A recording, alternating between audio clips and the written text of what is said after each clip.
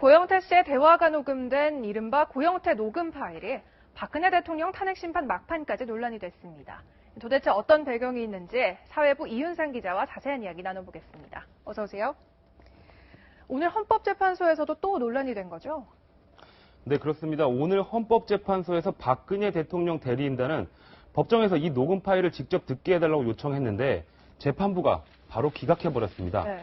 강일원 재판관은 탄핵 심판의 핵심 증거는 아니라고 판단했습니다. 그럼 이른바 이 고영태 녹음 파일이 도대체 몇 개나 되는 겁니까? 네, 모두 2,391개에 달합니다. 네.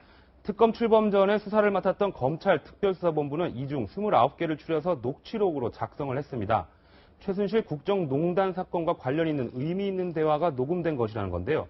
나머지 2,000여 개 파일은 일상적인 대화이거나 가족과의 대화, 심지어 영어 회화 연습을 녹음한 것도 있었습니다. 네, 그럼 지금까지 알려지지 않은 새로운 내용이 있다면서요? 29개 중에. 네, 중요한 29개 파일의 내용을 취재했습니다. 네. 고영태 씨가 K스포츠재단 사무총장을 지목하면서 사무총장 바꿔야 되라며 개인적인 욕심을 드러낸 것으로 의심되는 파일도 물론 있습니다. 그런데 오히려 최순실 씨나 박 대통령에게 불리할 것처럼 보이는 내용도 있었는데요. 네. 박 대통령 뇌물수사에서 핵심 쟁점 중 하나는 이른바 공동지갑. 그러니까 최순실 씨와 대통령이 이익을 공유하는가인데요. 지난해 6월 유상영 씨와 김수현 씨 대화에 특이한 부분이 있습니다.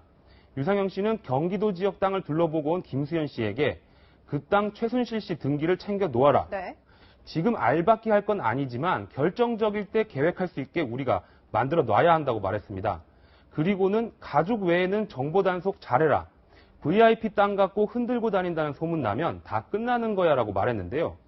최순실 씨 명의 땅을 개인적으로 이용할 계획을 세우면서 대통령 땅이라고 말하고 있는 겁니다.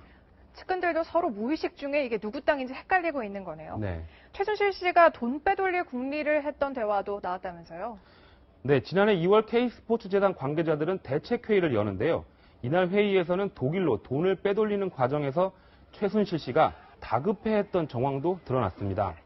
박헌영 K스포츠재단 과장은 최순실 씨에 대해 마음이 급하신 것 같아요.